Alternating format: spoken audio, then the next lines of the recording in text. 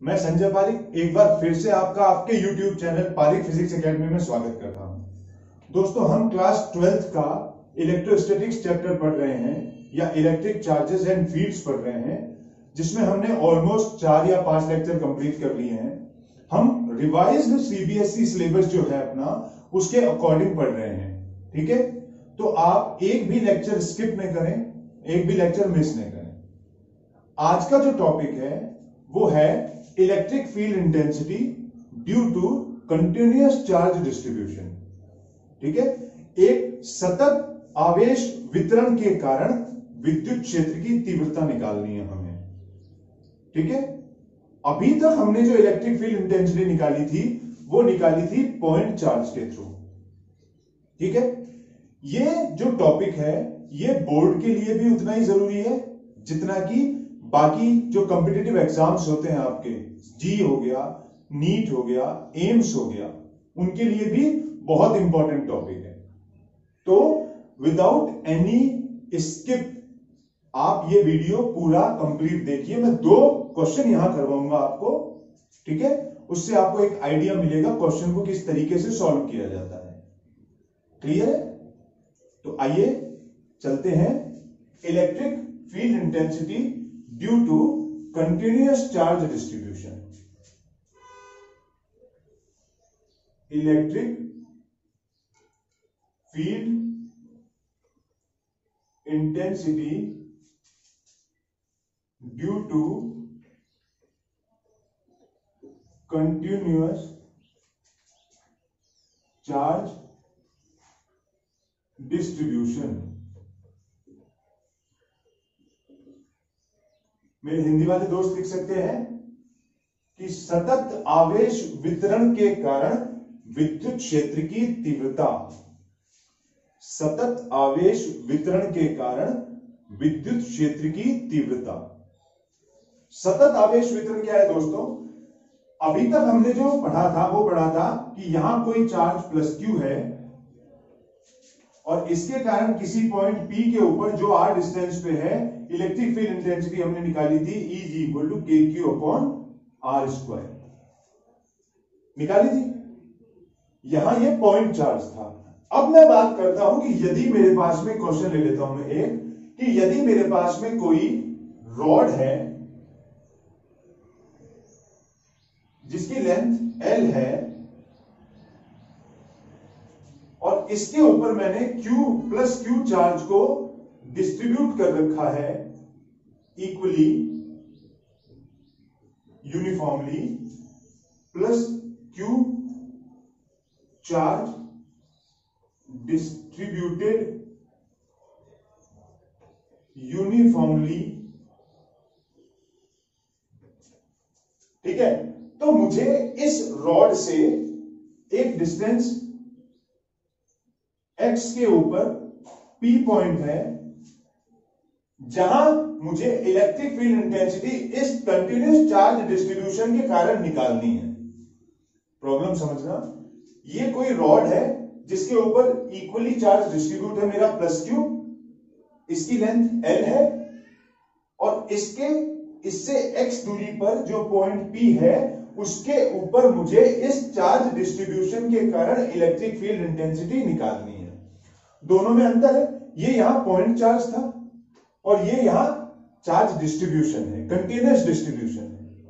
ठीक है, तो दोस्तों ऐसी प्रॉब्लम्स जो होती हैं उनको सॉल्व करने के लिए हम क्या करते हैं कि इस रॉड को छोटी छोटी रॉड्स में डिवाइड कर लेते हैं। ठीक है, ये रॉड जो है ये x बराबर a पर है और ऐसे ही धीरे धीरे धीरे धीरे डिवाइड करते जाएंगे तो जो लास्ट रॉड आएगी ये आएगी मेरी x बराबर a+L पे। ठीक है, तो मैं क्या करता हूं, बीच में कोई एक एलिमेंट देख लेता हूं जिसकी dx, तो ये जो एलिमेंट मैंने लिया है इसके ऊपर dq चार्ज है, dx इसकी मोटाई है और यहां से जो डिस्टेंस है ये है x। समझ गए मेरी बात को? तो अब ये जो एलिमेंट मैंने लिया है ये एलिमेंट बहुत छोटा सा एलिमेंट है, तो इस एलिमेंट को मैं मान सकता हूं, ये जो एलिमेंट है मेरा ये एलिमेंट एक पॉइंट चार्ज की भांति बिहेव करेगा। dq एक पॉइंट चार्ज है, तो यहां मैं क्या मान लेता हूं, dq is a point charge, ठीक है। dq एक पॉइंट चार्ज है और इस पॉइंट चार्ज के कारण इस p पॉइंट के ऊपर इलेक्ट्रिक फील्ड इंटेंसिटी निकालनी है। अब ये पॉइंट चार्ज के कारण इलेक्ट्रिक फील्ड इंटेंसिटी इधर की तरफ कितनी होगी, मैंने मान लिया dE, डायरेक्शन उसकी इधर होगी ना। और देखो जितने भी ये एलिमेंट मैंने काटे हैं, इन सब एलिमेंट की जो डायरेक्शन होगी वो किधर की तरफ होगी, टू अवे फ्रॉम चार्ज होगी। पॉजिटिव चार्ज डिस्ट्रीब्यूशन है ना, तो अवे फ्रॉम चार्ज होगी और सबकी dE इधर होगी, तो रिजल्टेंट इफेक्ट क्या होगा, जुड़ जाएगा। और चूंकि चार्ज डिस्ट्रीब्यूशन कंटिन्यूअस है, इसलिए यहां पे हम इंटीग्रेशन करेंगे।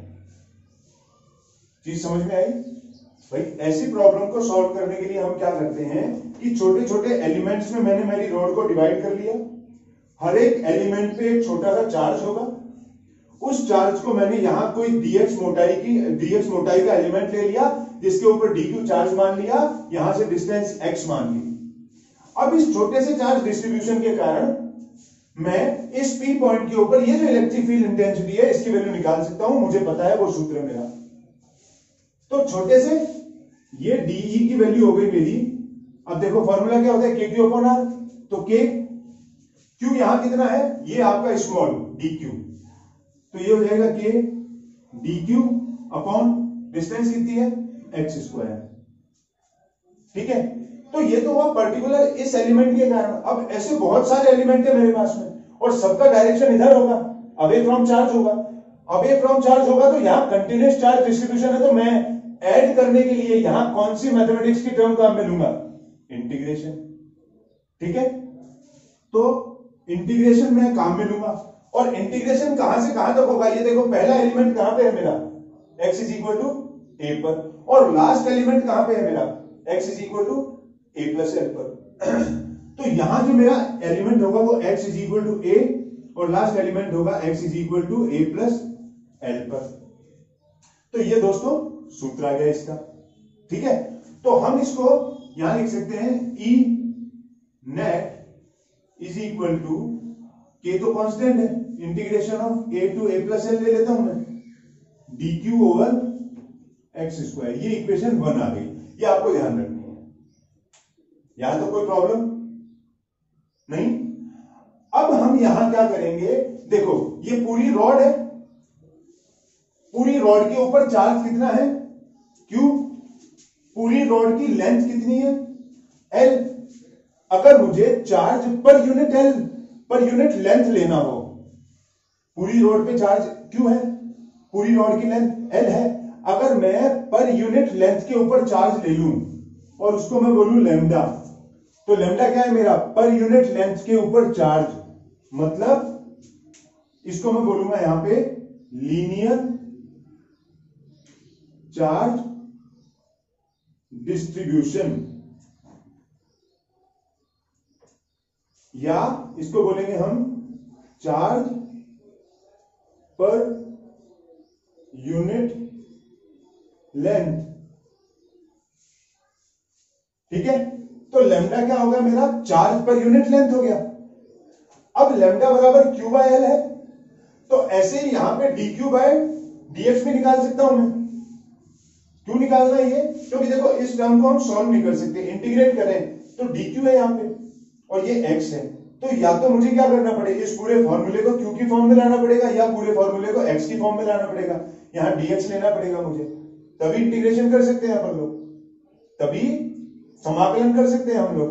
तो dq को हटाने के लिए, dq को x के टर्म में लाने के लिए मैंने ये चीज इंट्रोड्यूस की है यहां पे, लीनियर चार्ज डिस्ट्रीब्यूशन, जो कि लैम्डा है, जिसको मैंने बोला है चार्ज पर यूनिट लेंथ।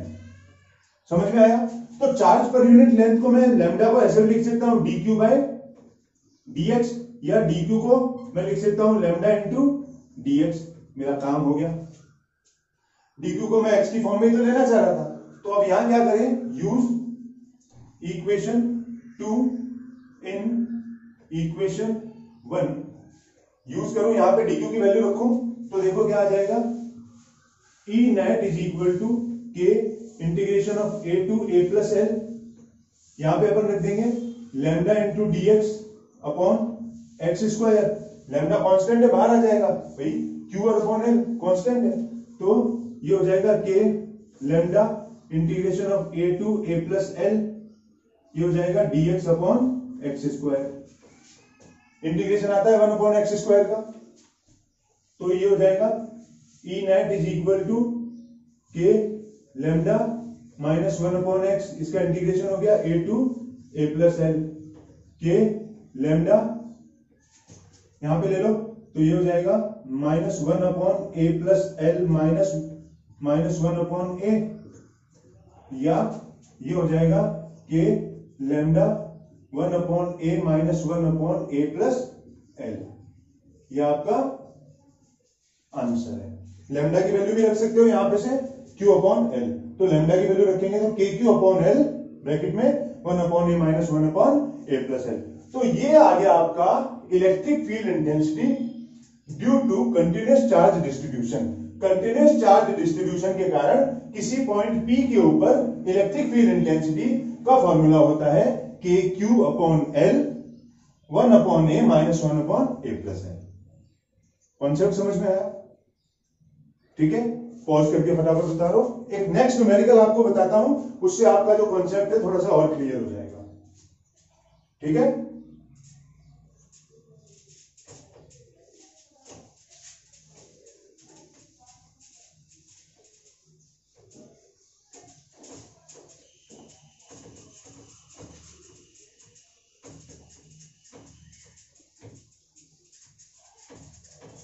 चलिए अब मैं सेकंड जो आपका न्यूमेरिकल है वो लेता हूं। मेरे पास में ये कोई हेमिस्फीयर है, ठीक है, और जिसके ऊपर मैंने प्लस क्यू चार्ज को यूनिफॉर्मली डिस्ट्रीब्यूट कर दिया है। ठीक है,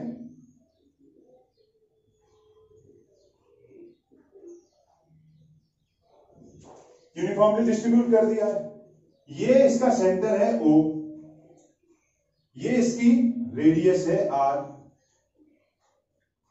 ठीक है, अब ये बोलता है कि आपको इस यूनिफॉर्म चार्ज डिस्ट्रीब्यूशन के कारण सेंटर के ऊपर इलेक्ट्रिक फील्ड इंटेंसिटी निकालनी है।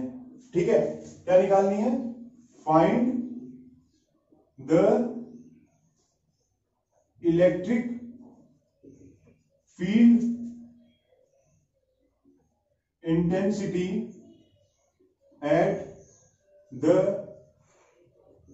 Centre O। सेंटर के ऊपर आपको इलेक्ट्रिक फील्ड इंटेंसिटी निकालनी है। तो देखो यहां मैं क्या करूंगा, वापस से कोई सेम चीज छोटे छोटे एलिमेंट्स में इसको डिवाइड कर लूंगा। तो देखो यहां मैंने ये एलिमेंट डिवाइड किया थीटा एंगल पे, और ये डी थीटा हो गया मेरा। ठीक है, अब ये जो एलिमेंट है, इस एलिमेंट के ऊपर जो मेरा चार्ज है वो है डी क्यू। समझ गए? डी क्यू चार्ज है, और इस चार्ज डिस्ट्रीब्यूशन के कारण जो इलेक्ट्रिक फील्ड की इंटेंसिटी होगी वो इस डायरेक्शन में होगी। ये हो गया मेरा डीई, यस और नो। और इस डीई के दो कंपोनेंट होंगे, एक तो होगा इस डायरेक्शन में, ये ध्यान से समझ लेना, ये होगा इस डायरेक्शन में, ये होगा डीई कॉस ऑफ थीटा, और एक होगा इस डायरेक्शन में, इसको मैं बोलूंगा डीई साइन ऑफ थीटा। ऐसा नो, क्या किया, ये मैंने एक एलिमेंट लिया, इस एलिमेंट के कारण इलेक्ट्रिक फील्ड इंटेंसिटी O पे, ये जो O पॉइंट है इसके ऊपर इधर की तरफ होगी। इस इलेक्ट्रिक फील्ड इंटेंसिटी के दो कंपोनेंट होंगे, x component D cos theta, y component D sine theta होगा। क्लियर है ना यहां तक? तो देखो दोस्तों, अब यहां पहला कंपोनेंट डिवाइड करूंगा मैं, ये पहला कंपोनेंट हो गया, तो पहला कंपोनेंट कब हो गया? थीटा बराबर 0 डिग्री पे। ये थीटा चेंज होगा ना यहां से यहां तक, जैसे जैसे मैं चलूंगा ये थीटा चेंज हो रहा है। देखो थीटा का पहला कंपोनेंट 0 डिग्री पे होगा, लास्ट कंपोनेंट कहां होगा? जब थीटा की वैल्यू क्या होगी मेरी? पाई या 180 डिग्री। तो यहां पे थीटा वैरी होगा।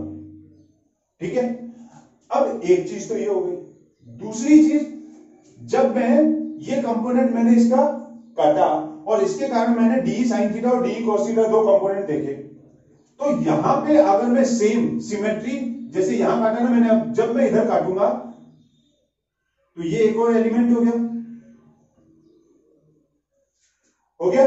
इस एलिमेंट के कारण ये डी मेरा इधर आएगा, ठीक है, ये डी इधर आएगा, तो इसका जो कंपोनेंट होगा डी कॉस थीटा वो इस डायरेक्शन में आएगा और D sine theta same direction में आएगा।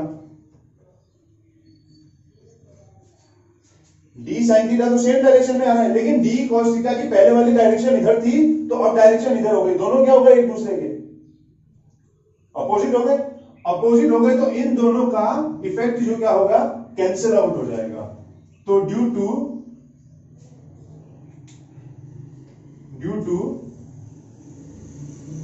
Symmetry D cos of theta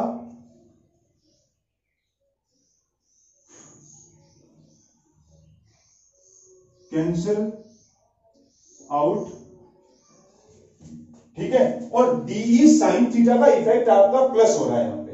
D sine theta first वाले केस में, सेकंड वाले केस में, तो जैसे जैसे एलिमेंट मैं काटूंगा तो डी कॉस थीटा का हर केस में एलिमेंट जो है वो कैंसिल हो जाएगा और डी साइन थीटा का कंपोनेंट ऐड होता जाएगा, ठीक है।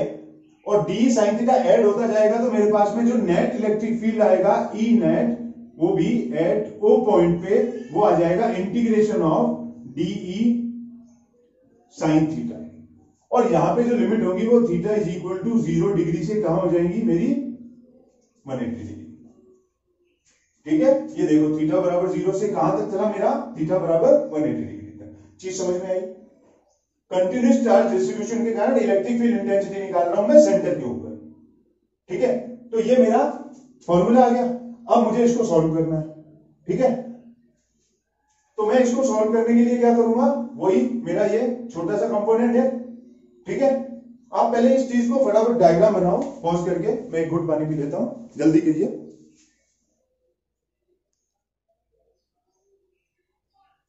हाँ, तो अब अपन क्या करेंगे? देखो ये डी की जो वैल्यू है डीक्यू के कारण, ये छोटा सा पॉइंट चार्ज हो गया। पॉइंट चार्ज के कारण इस ओ पे डी की वैल्यू जो होगी वो मेरी होगी के डीक्यू अपॉन आर स्क्वायर, ठीक है। तो K dq upon r square की वैल्यू यहां रखूंगा मैं, तो ये हो जाएगा मेरा E net is equal to integration of 0 degree to 180 degree K dq over r square into sine of theta, ठीक है। के अपॉन आर स्क्वायर तो कांस्टेंट है, तो मैं बाहर ले लूंगा K upon r square integration of 0 degree to 180 degree dq upon dq into sine theta. ये इक्वेशन 1 हो गई, ठीक है। अब यहां again I introduce linear charge distribution, ठीक है। और लीनियर चार्ज डिस्ट्रीब्यूशन क्या होता है? Lambda is equal to charge per unit length. अब देखो लेंथ, ये हेमिस्फीयर है ना, अर्धगोला है, तो अर्धवृत्त है ना, ये इसकी पूरी पाई आर 2 पाई आर होती है, तो इसकी आधी कितनी हो जाएगी? लंबाई पाई आर। तो यहां हो जाएगा lambda upon pi r. Lambda की वैल्यू आ गई मेरे पास में, इक्वेशन नंबर 2, ठीक है। तो अब देखो ये जो छोटा सा चार्ज डिस्ट्रीब्यूशन है, इसकी लेंथ में मान लेता हूं यहां पे है डीएल, चार्ज है डीक्यू, एंगल है डी थीटा, ठीक है। और ये जो रेडियस है ये है आर। रेडियस तो फिक्स होगी ना, तो रेडियस हो गई आर। तो लैम्डा हो गया मेरा यहां पे चार्ज छोटा सा इंटू छोटी सी लेंथ, ठीक है। तो अब dq को मैं लिख सकता हूं dq is equal to lambda into dl।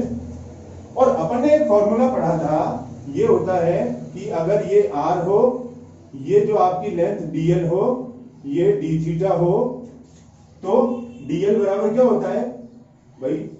चाप बराबर त्रिज्या गुना कोण, कोण बराबर चाप बटा त्रिज्या, तो चाप बराबर ये, तो ये हो गया r d थीटा। वैल्यू रख दो, तो dq is equal to lambda r d theta. Equation 3 हो गई।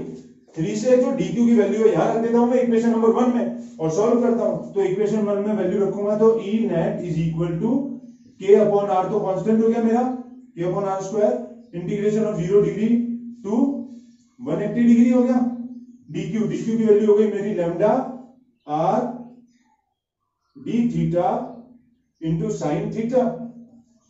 ठीक है, r से एक r कैंसिल आउट हो गया मेरा, इसको k लैम्डा अपॉन r। अब ये हो गया मेरा साइन थीटा से थीटा, तो साइन थीटा का इंटीग्रेशन क्या होता है, minus cos of theta, minus cos of theta 0 to 180 degree. Solve करो इसको, तो सॉल्व करेंगे तो यह हो जाएगा E net is equal to K lambda upon r minus cos of 180 degree minus minus cos of 0। ठीक है, तो ये देखो क्या हो जाएगा, माइनस कॉस 180 डिग्री तो हो गया, -1 minus minus plus plus plus, यहां पे माइनस माइनस अगेन 1, तो 1 + 1 2, तो ये मेरा ई नेट आ जाएगा यहां पे, E net is equal to 2k lambda upon r. और आप चाहे तो 2 से इक्वेशन की वैल्यू भी रख सकते हैं लैम्डा की, तो ये हो जाएगा E net is equal to 2k q upon pi r square. ये आपका एनर्जी या electric density, electric field intensity आ गई है मेरी, किसके कारण, कंटिन्यूअस चार्ज डिस्ट्रीब्यूशन के कारण। कौन से केस में, हेमीस्फेयर के केस में। ठीक है, तो अगर आपको ऐसे न्यूमेरिकल पढ़ने हैं तो कमेंट बॉक्स में न्यूमेरिकल जरूर लिखिए क्या पढ़ना है। ठीक है, और नेक्स्ट जो हमारा केस होगा उसमें मैं आपको एक ऐसी प्रॉब्लम बताऊंगा, जैसे ये कोई चार्ज स्फेरिकल सेल है जिसके एक्सिस के ऊपर इलेक्ट्रिक फील्ड इंटेंसिटी निकालनी है मुझे। ठीक है, चार्ज स्फेरिकल सेल है जिसके एक्सिस पे इलेक्ट्रिक फील्ड इंटेंसिटी निकालूंगा, तो ये मेरा नेक्स्ट टॉपिक होगा। ठीक है, अगर वीडियो पसंद आया हो तो लाइक शेयर सब्सक्राइब जरूर कीजिए, कमेंट में बताइए वीडियो कैसा था। ठीक है, thank you, have a nice day.